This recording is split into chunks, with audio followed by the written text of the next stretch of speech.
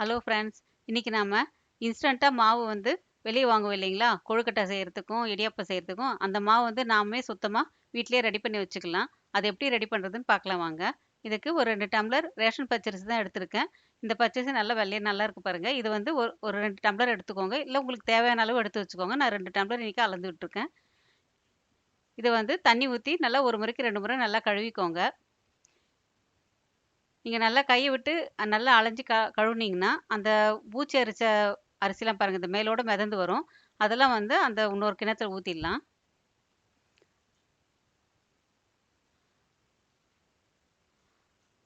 மறுபடியும் இன்னொரு முறை ஊத்தி கழுவிக்கோங்க.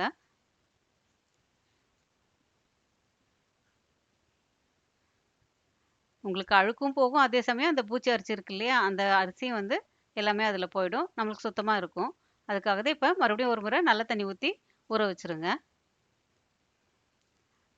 இது ரொம்ப அதிகமா ஒண்ணும் ஊத்த வேண்டியதில்ல. அந்த அரிசி மூழ்குற அளவுக்கு ஊற வச்சா போதும். இத மூடி வச்சுட்டு ஒரு 2 மணி நேரம் ஊற வைங்க.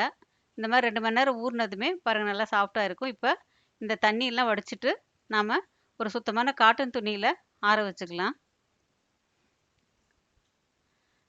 இதுக்கு ஏதாவது பழைய காட்டன் சாரி இருந்தாலும் பரவால்ல. சுத்தமா இருந்ததுன்னா, அதிலயே போட்டீங்கன்னா, உங்களுக்கு அந்த ஈரமெல்லாம் உறிஞ்சிரும்.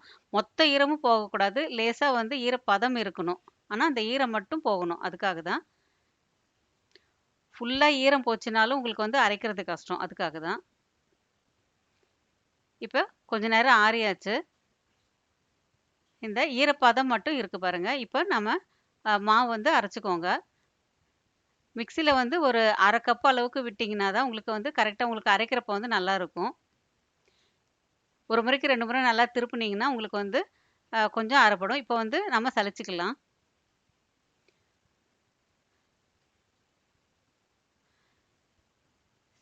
சலிச்சுட்டு மேல நிக்குது இல்லைங்களா?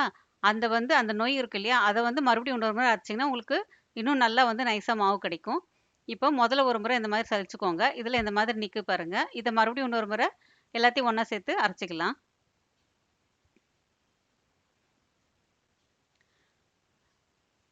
இப்ப இத மறுபடியும் ஒரு முறை சலிக்கணும்னு அவசியம் இல்ல. அப்படியே போட்டீங்கன்னா ஏன்னா மறுபடியும் சலிச்சீங்கனாலும் உங்களுக்கு வந்து அந்த அளவுக்கு ஒண்ணும் நிக்காது. கரெக்ட்டா தான் இருக்கும். இப்ப இந்த மாதிரி வந்து ஒரு தட்டுல போட்டு நல்லா பரவலா வச்சீங்கன்னா, ஃபேன் கீழ வச்சுட்டீங்கனாலே, உங்களுக்கு ஒரு 2 நாள்ல வந்து நல்ல இந்த மாதிரி சுத்தமா ஆறிடும் பாருங்க. ஃபுல்லா ஈரப்பதம் போனதுமே பார்த்தீங்கன்னா, காத்துல வந்து அப்படியே விழற மாரி இருக்கணும். பிசுறு இல்லாம விழணும். அதுதான் வந்து கரெக்ட் பதம். இத வந்து நீங்க இந்த மாதிரி ஒரு பாட்டில்ல ஸ்டோர் பண்ணி வச்சுக்கலாம். ஒரு நல்ல சுத்தமான ஒயிட் பேப்பர வந்து இந்த மாரி கோன் மாரி பண்ணிட்டு, அதுல விட்டீங்கன்னா, உங்களுக்கு வந்து வெளியலாம் விழாம அந்த தட்டுல இருந்து அப்படியே அதுல வந்து மாத்திக்கலாம். இது ஒரு சின்ன டிப்ஸு தான். முடிஞ்சா ஃபாலோ பண்ணிக்கோங்க. இப்ப இந்த மாவு வந்து நீங்க ஸ்டோர் பண்ணி வச்சுட்டா 6 மாசம் வரைக்கும் கெடாது. நீங்க தேவையானப்ப முறுக்கு சுட்டுக்கலாம், இடியாப்பம் சுட்டுக்கலாம், இல்ல கொழுக்கட்டை கூட சுட்டுக்கலாம். எல்லாத்துக்குமே இது வந்து ஒரு பேசிக் தான். கடையில வாங்குறது சுத்தமா இருக்குமான்னு சொல்ல முடியாது. நம்ம சுத்தமா செஞ்சு வச்சுக்கலாம். புடிச்சிருந்தா லைக் பண்ணுங்க, கமெண்ட் பண்ணுங்க, ஷேர் பண்ணுங்க, சப்ஸ்கிரைப் பண்ணுங்க ப்ளீஸ்.